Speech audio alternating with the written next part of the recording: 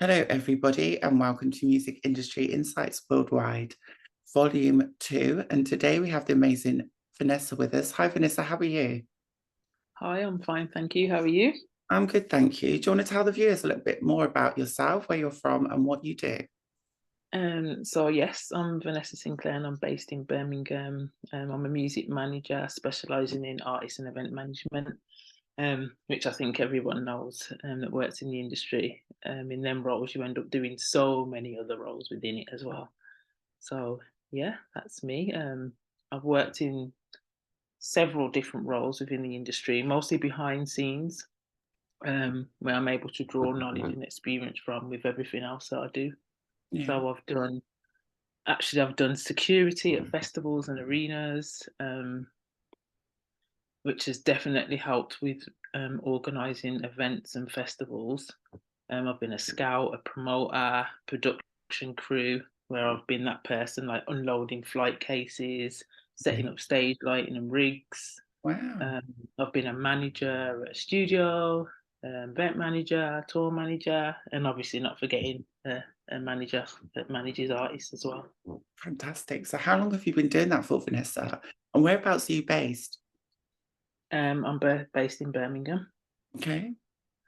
So in terms of events, I actually started organising events when I was a teacher and a youth worker. So if we look at the actual entertainment industry, I'd say 21 years, but music industry, I'd say 9 years.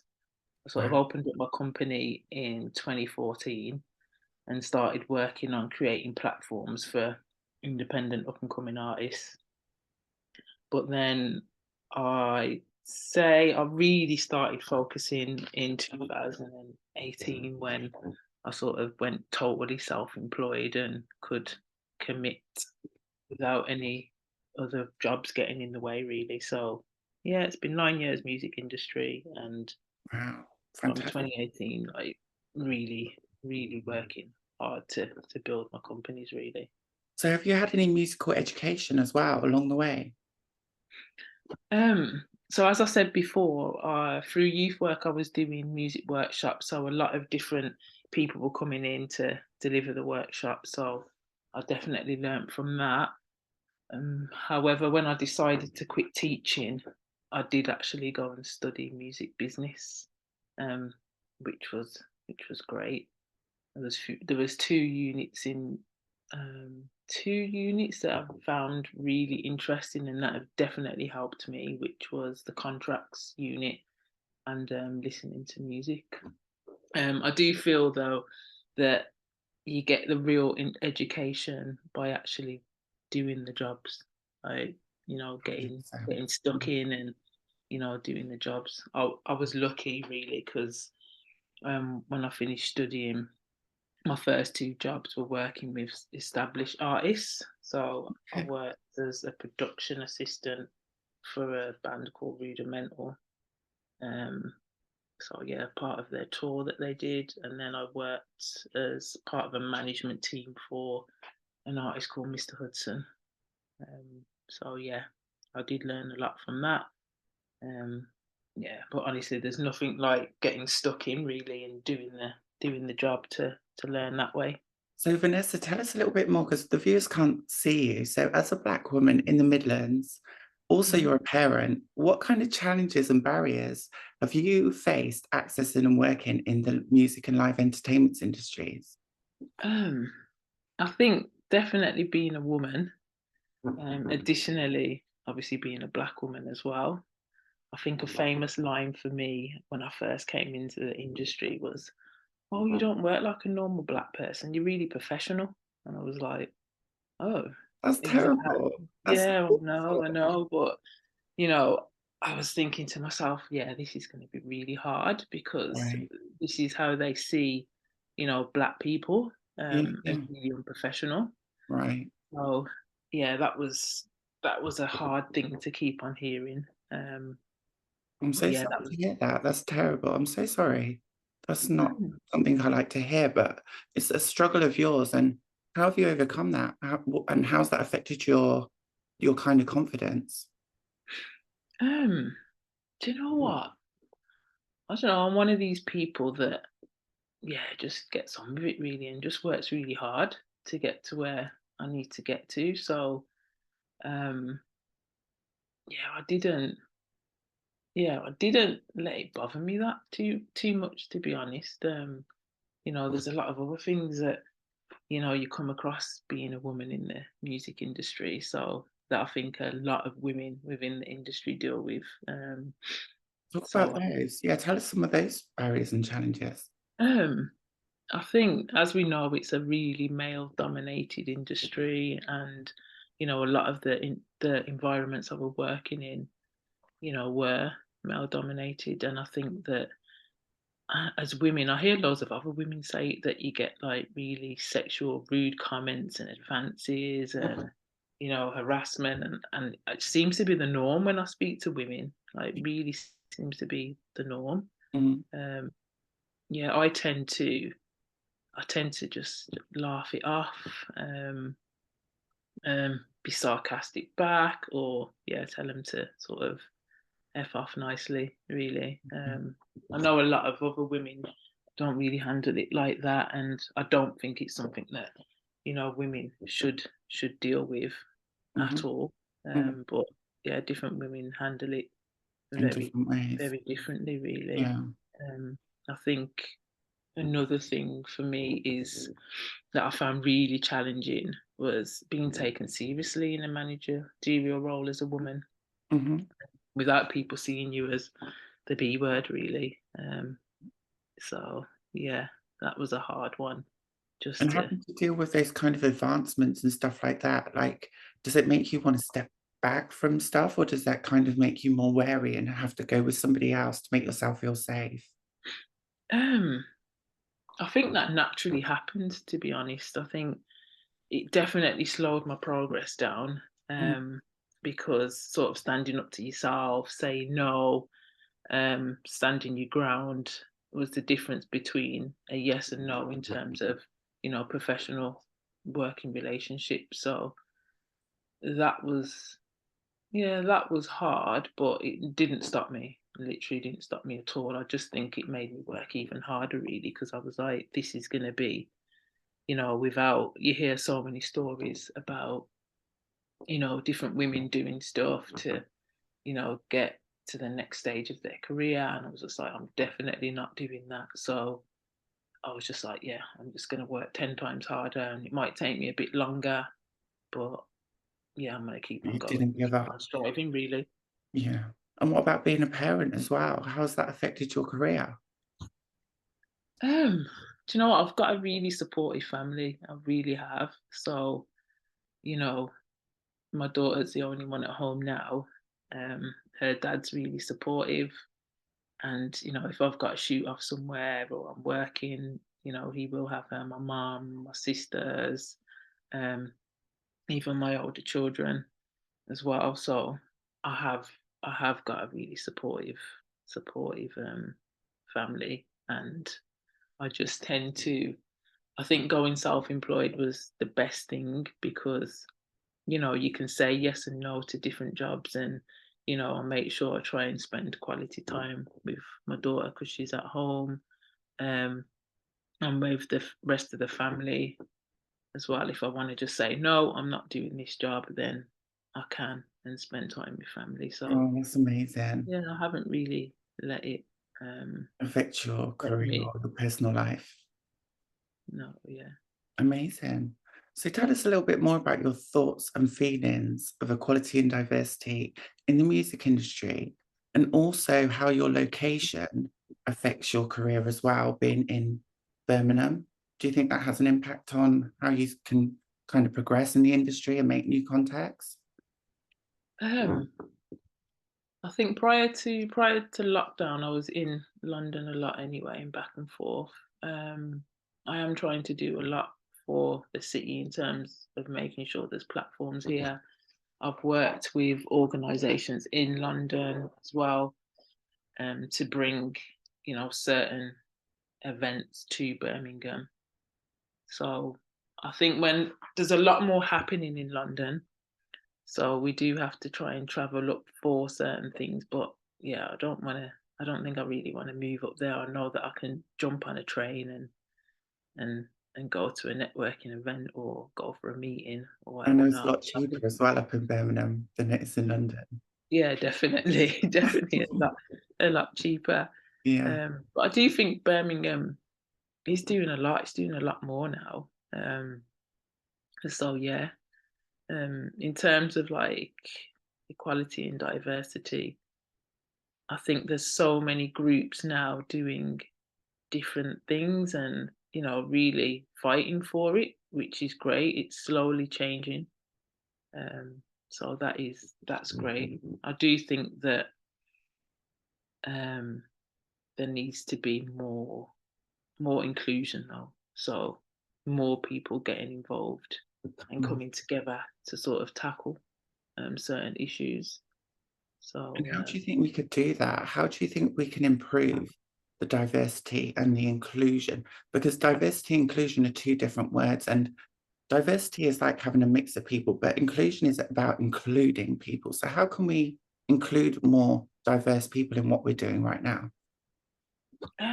well, for me, I think for me, obviously, I do events and put on events, and I make sure that the events I'm putting on and not like everyone's inclusive, all different genres, all different races, like people from different backgrounds. So I just think that, when people are doing things that they're opening it up for everyone really.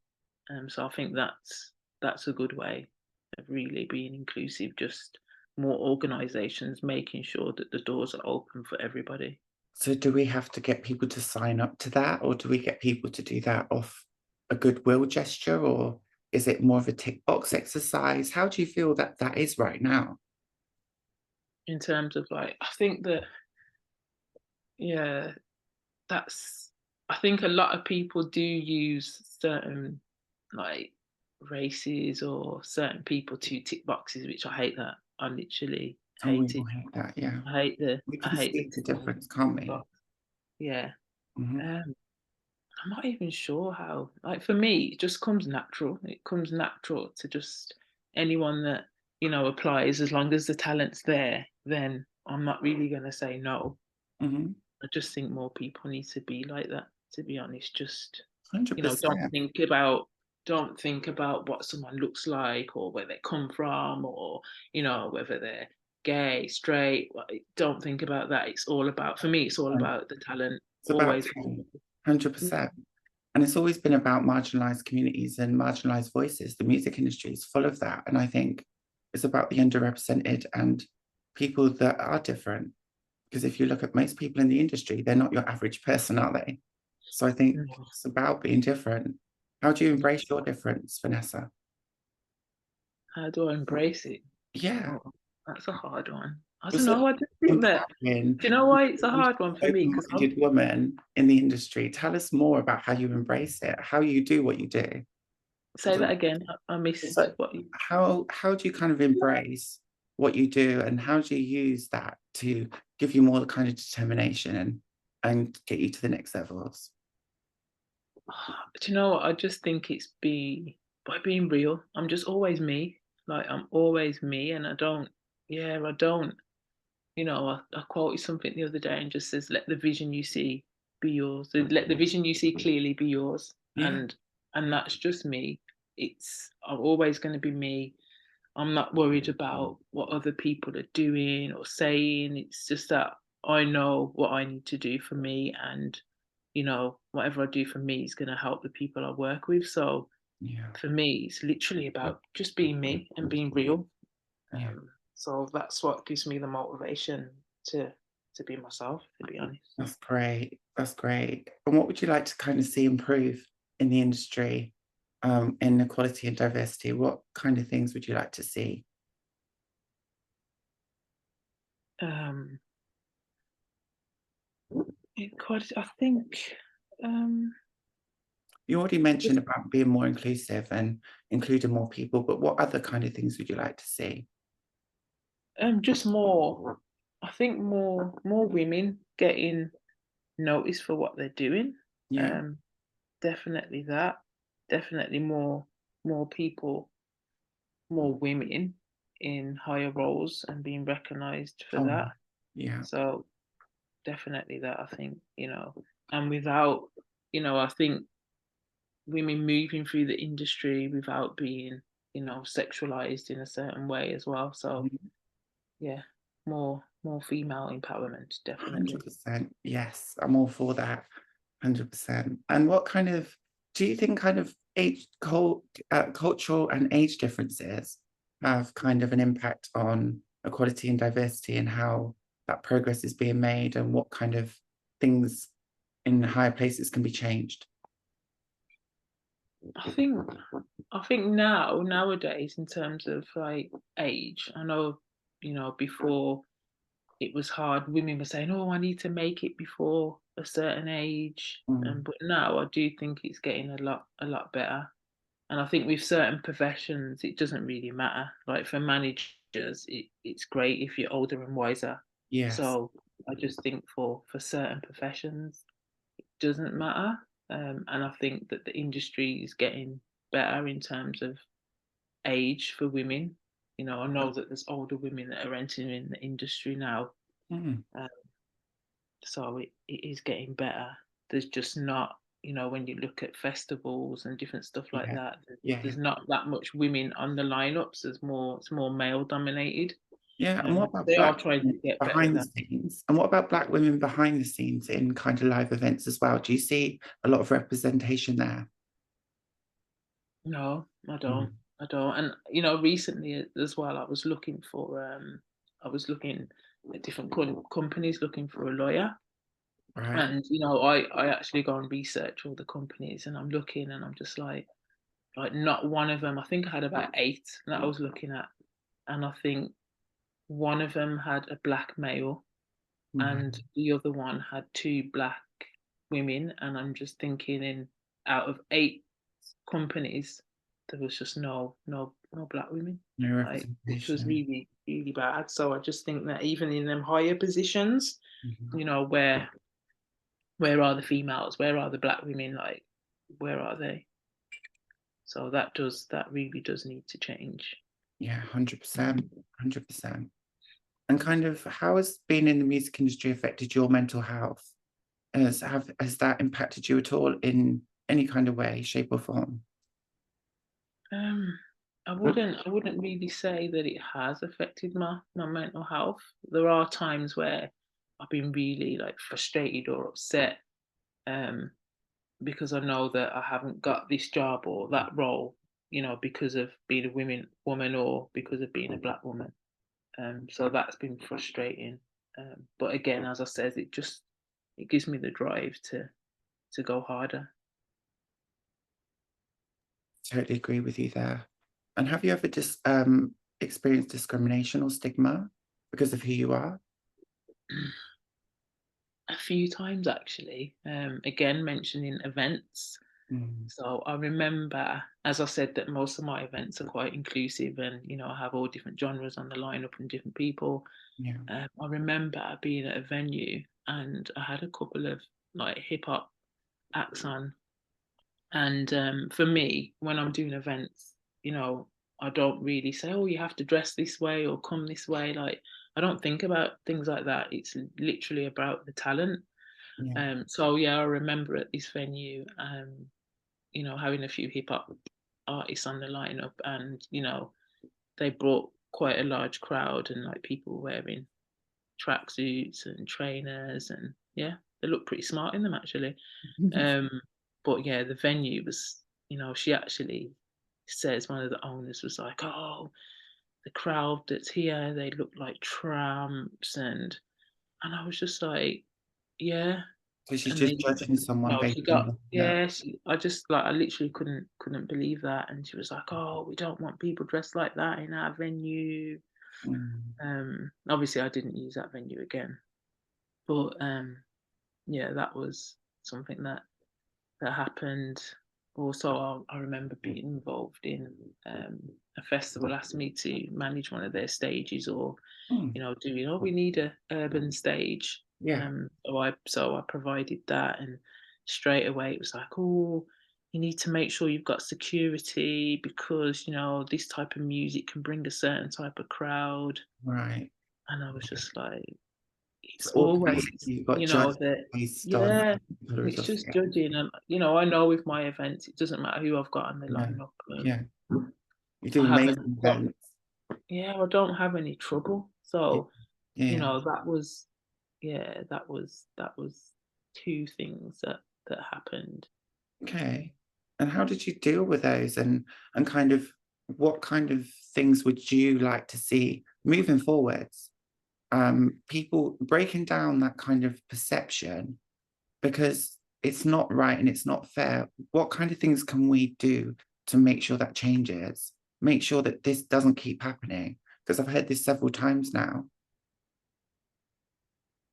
Um, I think venues need to be more transparent and saying, when people are approaching them to do gigs, I think one, they need to be more transparent in terms of, you know, roles and, how people should dress and different stuff like that. Even though I don't think, Why should that it be should more diverse? I don't think that should matter because I know obviously if you go clubbing in town, they say, oh, no trainers and no hoodies, Mm, whatever, which is fine and it's understandable. But, venues need to say from day dot if they don't want no, hoodies or no tracksuits, and, that'll stop certain things from happening because, we you need know, more black people in those kind of high positions as well to ensure that these kind of things change.